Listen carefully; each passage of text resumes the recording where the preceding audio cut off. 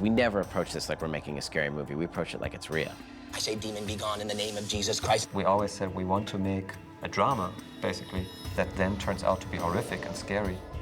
You felt like the scares could be from any direction. It is shot through a documentary lens, and as an audience watching it, you just feel so vulnerable. I was genuinely creeped out. I was genuinely scared. Lewis, I'm sorry. Do something!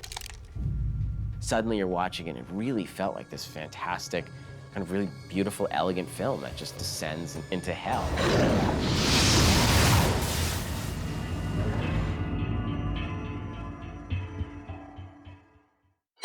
In a traditional film, you never have an actor look into camera. The audience doesn't exist. In this style, the audience does exist because they have a representative in the movie, which is the person carrying the camera. We wanted to do a film that would really, really feel like a real documentary. You know, we have titles, there's music, it's clearly been edited, and we want to raise the question of, well, who put this together? Truth is stranger than fiction. That's what we always liked about documentary. You can go along the story like this, and then you can go like this very suddenly. Whereas in a narrative, you kind of got to do a little more gradually because the audience expectations. But when people think it's real, they accept a detour that is insane. Your subject matter becomes so much more real that even when you tell people it's fake, they still believe it's real. You want the audience to have a cinematic experience while pretending that they don't. So that's really the big task about this style. We have had exorcists in our family for generations. And How many exorcisms do you think you've done with this book? 150. A lot of the fake documentary style is about kind of indicting the notions of filmmaker objectivity. There's a crew there that doesn't necessarily think anything or isn't passing judgment. So that's something that we like to have fun with. What it is about this style is that you're very aware that there could be someone jumping out of the darkness at any moment, that it allows you to kind of tear down the fourth wall. You know, what separates the audience from the world of the movie, so you are sucked into the reality of the movie. And I was hired because I had done a fake documentary before. I'm going to do this documentary on suicide, and I know it's sort of a taboo subject in a lot of ways, and I think that's no reason to shy away from it. Daniel had done a picture that came to our attention called A Necessary Death at the American Film Institute. I was so excited when I saw it. I couldn't believe that someone else had made a movie in this style and done it so well. It felt so real. You watch that movie, and if you didn't see credits on it or know that it was made by someone you know, you'd think you were watching a real documentary.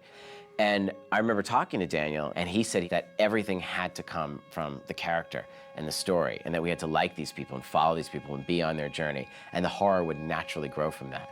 And I think that that is the only way to approach a horror film. I didn't get the demon out. It's my fault. But if you can be strong, I need you to do it one more time. It's kind of an odd movie. It doesn't fit the normal formula. You know, we've seen the docu-style, but it's still, to studios, something that's a little bit scary. I mean, it very much depends on the actors. People love the script, and they'd say, well, let's just wait and see where you guys are at. I remember at the market in Berlin, which is in February of 2009, we got a couple sales, and a couple people were just waiting to see who we cast. Everybody knows this movie is going to hinge on this girl being possessed. So the first question was, well, who's the possessed girl? The second girl that came in was Ashely Bell, and she blew me away. Just reading about Nell and what a complex character she is, I fought so hard to get the role. We did an exorcism improvisation for the audition, and she just could turn from this vulnerable, sweet girl into this completely violent darkness on a dime. Look at me, look at me, look at me, you're okay. Look at me, look at me, it's nothing's in your skin, you're fine, but feel the cross, feel the cross, feel the cross. It's with you, Jesus is with you. Ashely was extraordinary. I mean, the first time any of us saw Ashely, we were like, whoa, who's that girl? She's so good. She completely embodied the role. Who's inside of you? What's going on inside of you? Just tell me. Demon! I am inside of me! They flew me out to New Orleans to film my audition scene in the bed. They shot this great 1-minute possession scene. It was a little possession test, we called it. They used it to show their foreign financiers and saying, here's a little snippet of what you're gonna get. Talk to me. Demon, talk to me. Are you here? Are you here? Talk to me. Go. Oh. All right. Jesus Christ, name of the Lord. Hallelujah. He had done marvelous things. Jesus Christ. His right hand.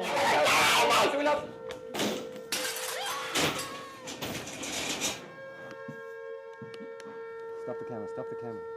So much of the scare hinged on Ashely Bell's performance that as soon as investors saw her, they said, that's all we need. Pay no attention, for he is the father of lies. All he knows are lies, for all we know, the father of love, the prince of peace, the God above who shall save you all. Save you all. The biggest challenge for us was in finding Cotton, because he had to be someone who was a great actor, but we always believe that there are great actors out there that just haven't gotten the right part and haven't gotten that break. We cast for weeks and weeks and weeks, and we saw hundreds of people. And finally, thank God, Fabian walked in the door, and I asked him to perform a sermon for me, improvise a sermon. And he had this immaculate 4-minute sermon. I got a call a little bit later, and they want me to come back in. So I started looking at the Bible, and then I sort of hit a wall. I'm like, how am I going to do this thing? And instead, I sort of had this come to Jesus moment, pardon the pun. And I thought, I don't have to make it real. Make up anything I want. And I just made this sermon up. The show is really what it's about in the end, right? I mean, it's about convincing people. Who am I to not be in acceptance? Because like we already discovered, nothing, absolutely nothing happens in God's world by mistake. He has the right combination of charm and smarm, just enough. You want to know? Do you want to know? It's right here, brother. He can be that kind of slick preacher. He's so good at it, but he's truly a good guy, and you feel that in the character. And it was very, very difficult to find that, because he has to be the kind of person that you really believe is doing this for the right reasons. He's making this film to confess. I do not believe in actual demons now, no. But when I was doing exorcisms, I acted like I did. Doing the film independently, we were really able to cast the best actors. We didn't have to go for names. You see the audition tapes, and Caleb Landry Jones comes on, everyone goes, oh my God. That kid's got mad talent. I love the sort of understated style of acting that he has. If anything happens to her, I will hurt you, okay? And I don't care if the camera's watching. Okay, you can watch all at once. I will hurt you. As soon as the camera switched on, there is something where you always feel behind his eyes something is going on in his head and the wheels are spinning. And I love that about him because he's so unpredictable that way. If you're not off my property in 5 minutes, I will consider you all trespassers. No, Louis, you need to be reasonable. Louis was great. We wanted somebody who had a gruff appearance, looked like he possibly could have, been through some hard times, somebody who had ability to show some rage. Louis was a real find because he's a very manly man, but at the same time, there's something in his eyes that is very, very fragile and very hurt. If you can't save my daughter's soul, I will. Oh man, I'm just like this lovable, friendly, kind of warm Andy Griffith kind of father. Just kidding. He is a very strong, fundamental Christian. And since his wife died, he is very protective over his daughter, especially. It says right here that the possessed's only salvation will come in death. What? The only salvation is death. Unless she is exorcised. I asked them to do their own research. I had Ashely read a lot of books on exorcism and watch all the exorcism movies she could find to make sure that she doesn't repeat anything that's being done in those movies. Through the course of my research, I started keeping a huge journal of everything I'd read, and I would kind of cut out pieces of actual exorcisms, and I compiled a book of these monologues that had actually happened and a lot of the other elements of hysterias and manias, and looking at it from that scientific viewpoint, and also a lot of images I'd found. Reverend Marcus, I hear you don't believe in me.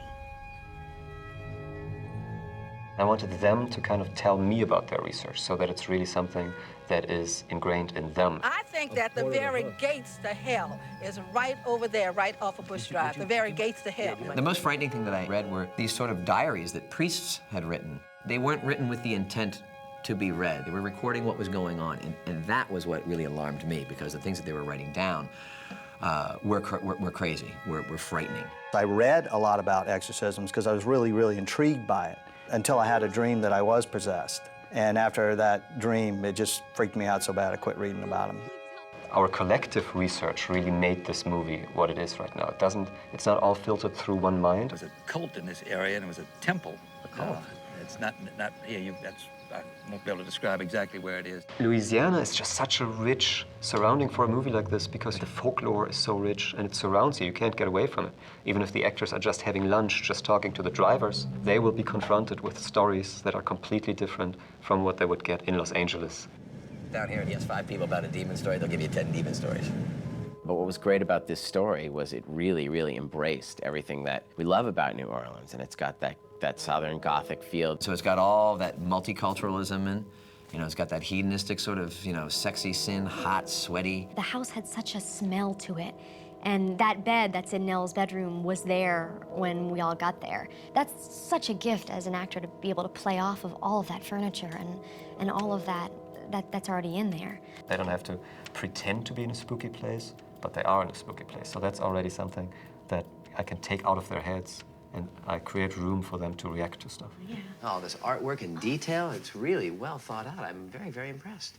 The great thing about the style is that every character in the film has a relationship with the camera because the camera exists in the world of the movie, which also then translates to every character having a relationship with the audience. We were looking for that feeling that the camera is not just an observer, but also participant in a way, almost one of our characters in the movie. My mindset always was, what would a documentary cameraman do in this circumstance? The big enemy is the danger that it might look as if it is staged and as if it is lit and as if it is planned and preconceived. It can never be gritty enough, even if the sound quality, you know, is bad or the light is ugly or something like that. It's real. It's not about pretty. It's not even about mood, which we have to try to create mood within those confines. We can never be caught trying to create mood. You don't want it to make it seem like the camera's always in the perfect place at the perfect time. So the key is missing things or being a little bit late onto the action. What happened? He was trying to calm Nell down, and she attacked him with a knife. Where the actors and where the camera is, that relation, very much in an improvised fashion. So 90% of the time I was hand-holding the camera and no light stands or film lights should come into the shot. So I could still turn around in 360 degrees with the camera anytime and follow anyone basically anywhere. Death is the only salvation. You told him that. Yeah, I know. I think you're right. We should just take her. We'll just grab her and go. How are we gonna do that? We'll just take her and go. The finished product finds me actually more at ease, I think, than I've ever been performance-wise. And I think that's a tribute to the way he worked. You know, we do 20 and 30 takes sometimes, and he would let the camera roll for 4 or 5 minutes. So it would go, and it would sort of wear me down. And what you get because of that is that the actors stop being in their heads. You know, whatever plan they had for the scene, after take 20, they forget about it, and they're just exhausted, and they just want to get done with it.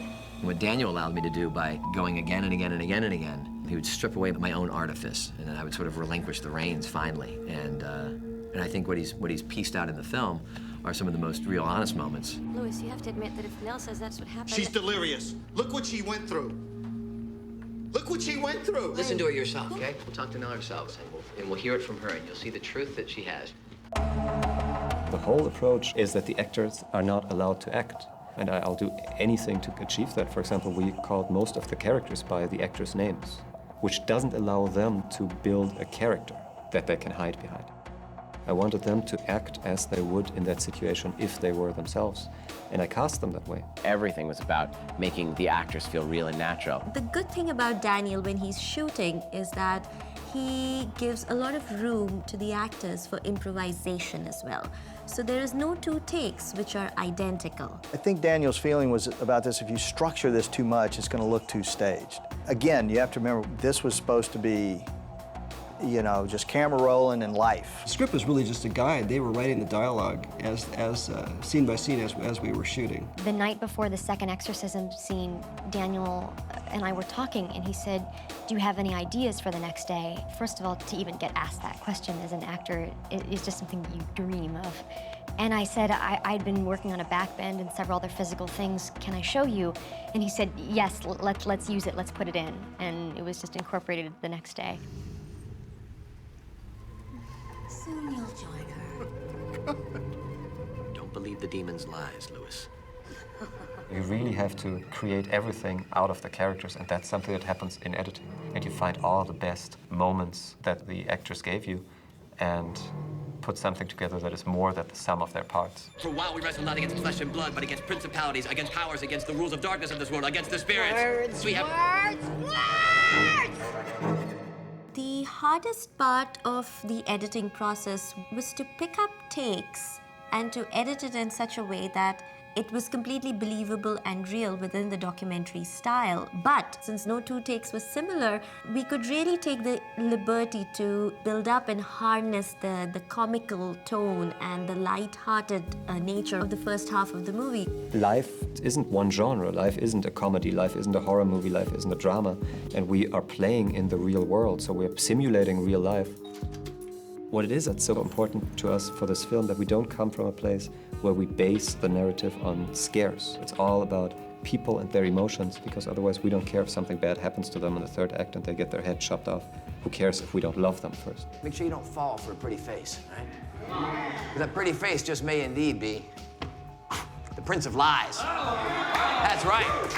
I found that humor is a really important tool to draw the audience in and get them on your protagonist's side. And it really helps you if you're dealing with a character who has this very questionable past, but you have to get the audience on board quickly and have them identify with him and forgive him for his sins. Humor is a really, really big weapon to make that happen. I can talk about anything. I can talk about my mom's banana bread recipe.